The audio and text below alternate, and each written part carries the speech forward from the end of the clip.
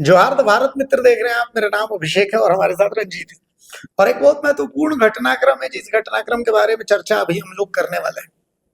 दिल्ली में जंतर मंतर पर कुर्मी समाज के द्वारा एक धरना दिया जा रहा है।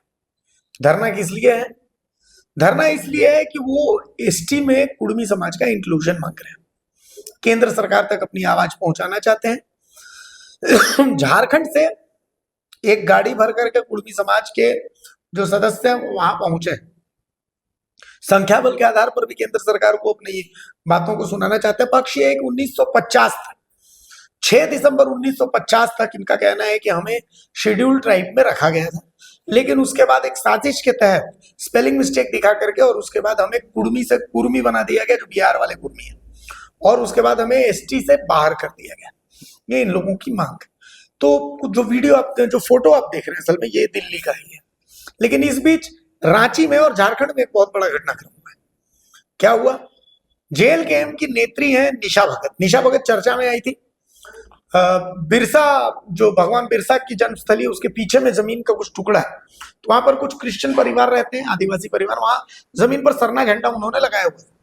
निशा भगत वहां जाकर के और वो सरना झंडा उखाड़ दिया था उन्होंने। भाई, इस गंदगी में उन्होंने सरना झंडा कैसे लगाया हुआ है? ये जमीन कब्जे की कोशिश। यहां से वो चर्चा में आई। उसके बाद रिंच 2 को लेकर के नगड़ी में धन रोपनी हुआ, वहां पर भी वो दिखी, काफी मुखर थी हेमंत सरकार के खिलाफ निशा भगत। लेकिन कल कई चैनल्स को उन्होंने इंटरव्यू दिया, जिसमें भारत मित्र नहीं है।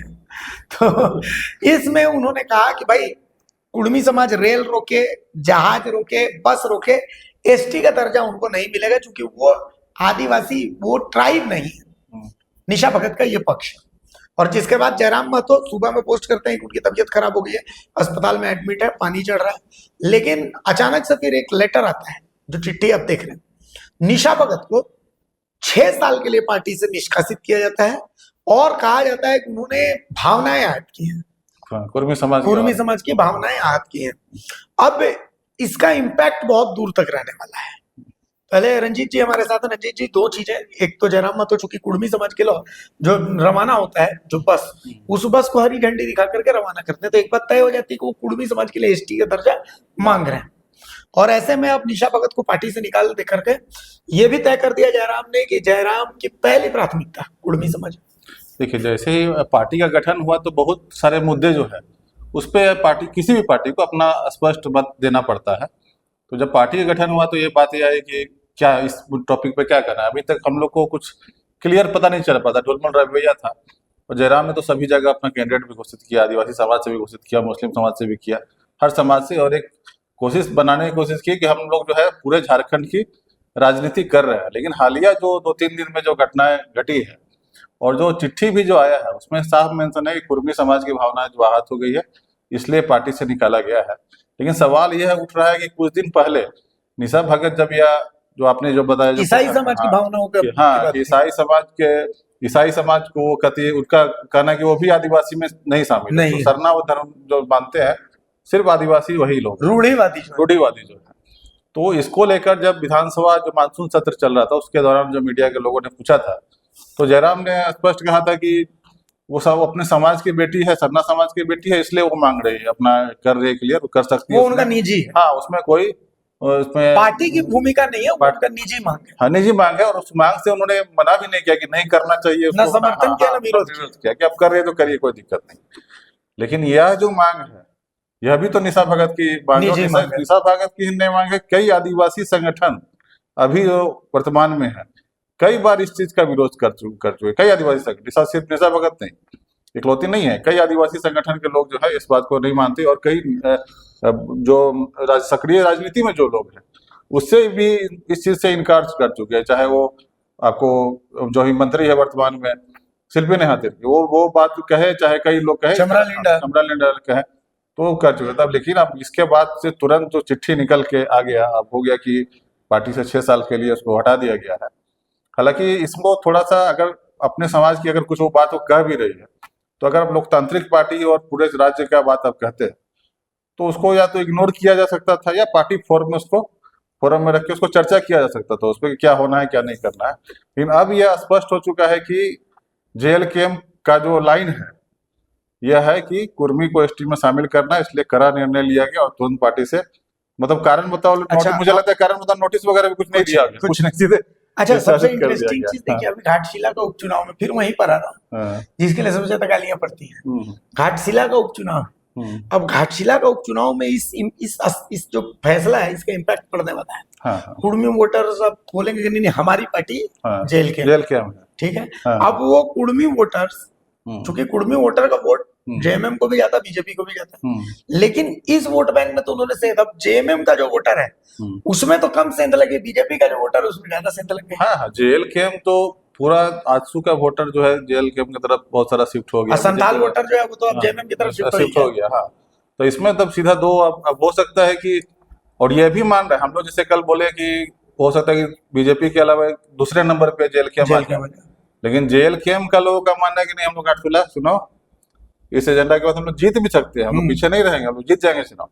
तो जब यह विश्वास है, मतलब जेल कैम यह नहीं कहे कि वोट कटवा पार्टी है या फिर आके वोट काट दे रही, वो उनका मत है उनके समर्थकों का कि हम लोग यहाँ निर्णायक भूमिका में घाटशिला में है और पूरे झारखंड में हम लोग निर्णायक भूमिका में रहेंगे हम लोग। तो इसका इम्पैक्ट क्या रहने वाला है, इसका इम्पैक्ट घाटशिला उपचुनाव में क्या लगता है? तो ये घाटशिला उपचुनाव में अब तो बीजेपी का तो कुछ लाइन अभी तक समझ में, जो बीजेपी तो ऐसी भटक गई है पार्टी, लोग विधानसभा चुनाव के समय ही अभी तक भी कुछ स्पष्ट उसका नहीं पता चल पा रहा है। अब तो फाइट में मुझे लग रहा है कि जेएमएम और जेल के ज्यादा है। अब बीजेपी किसको उम्मीदवार बनाती है, पहले तो वहां बहुत ज्यादा बहुत निर्भर करता है, लेकिन अब ये बात जो कुर्मी को, लेकिन आज एक बात तो तय हो गई कि जयराम ने अपने समाज को तो चुन लिया कि मतलब जेल कैम जो है वो समाज विशेष की पार्टी है, ये बात आज उन्होंने तय कर दिया। ये मतलब ये पूरा आजसू का जो लाइन है, आजसू का क्या लाइन है, देखिए सुदेश महतो भी बहुत ज्यादा खुल के इस विषय में नहीं बोलते थे कभी भी, लेकिन अन्य जो आजसू के नेता है जैसे चंद्र प्रकाश चौधरी हो गया, लंबोदर महतो हो गया, लगातार इस तरह के आंदोलन में जाते थे और ये बोलते थे कि हम लोग एसटी में शामिल करना चाहिए, हम लोग एसटी में थे। अब जेल कैम जो है उस लाइन पर अब चली गई है, क्योंकि अब एक स्थान पहुंच गया, अब विधायक जयराम महतो बन गए, और विधायक बनने के बाद अब पूरा राज्य की बातें कहना भले अलग बात है कि हम मुख्यमंत्री मटेरियल है, ये है वो है, बात है। पहले तो मुख्यमंत्री मटेरियल बनने के लिए और राजनीति करने के लिए आपको अपना विधानसभा का सीट वहां बचाना होगा, जो डुमरी की सीट है, और इसके लिए ही शायद लगता है कि जेल कैम के जो रणनीतिकार हैं या जो उनका कोर जो टीम है, उसने यह निर्णय लिया हो कि अब हम लोग के लिए यही फायदेमंद है कि हम लोग हार्डलाइन जो कुर्मी वाला जो बात है उस पर हम लोग चले। क्योंकि इसके बाद क्या हुआ कि ये अखिलेश महतो के द्वारा भी जो एक फेसबुक पोस्ट किया गया है, क्योंकि इस समय टॉपिक पे कहीं ना कहीं उनको भी नुकसान है, क्योंकि जेएमएम जो है आदिवासी, उनको वोट मिलता है बहुत सारा चीज, लेकिन चूंकि जंतर मंतर चले गए हैं अखिलेश महतो, तो उन्होंने भी पोस्ट देके कहा है कि हम लोग अपना सिर्फ हक अधिकार मांग रहे हैं, किसी का हम लोग छीन नहीं रहे। लेकिन ये बात जो है कि कुर्मी आदिवासी है, यह बात तो जगन्नाथ महतो भी कहते थे, अभी मथुरा महतो भी कहते हैं, बाकी लोग कहते हैं, लेकिन उससे थोड़ी बहुत नाराजगी आदिवासी समाज में हो सकती है। लेकिन जैसे ही वो बोले तीर धनुष का चिन्ह आता है और फिर सोरेन परिवार का, हाँ, गुरु जी का जब चेहरा जो उस पे झंडे पे आता है, तो आदिवासी समाज उसको मान लेता है कि चलो यही मेरा उम्मीदवार है, इसी को हमको जिताना है, तो उसको उतना ये इफेक्ट नहीं करता है चीजें। लेकिन जो अलग जो कुर्मी राजनीति करते हैं, उनको कुर्मी अगर वोट चाहिए तो ये तो लाइन बोलना पड़ेगा, नहीं बोलने से उनको नुकसान हो सकता है। तो कुल मिलाकर के जयराम महतो के इस फैसले का परिणाम बहुत दूरगामी रहने वाला है, और अगले 6 महीने में जो घाटशिला का उपचुनाव होने वाला है उसमें आपको इसका असर देखने को मिल सकता है। तो द भारत मित्र आपके साथ, आप बने रहिए भाई। हमारा कंटेंट अगर पसंद आए तो लाइक कीजिए, सब्सक्राइब कीजिए, कमेंट्स में बताइए कि आपको कंटेंट अगर नहीं पसंद आ रहा तो क्या नहीं पसंद आ रहा है, पसंद आ रहा है तो क्या पसंद आ रहा है, और क्या देखना चाहते हैं आप हमारे चैनल पे, ये भी हमें आप कमेंट्स में बता सकते हैं। फिलहाल इजाजत दीजिए, नमस्कार, जोहार।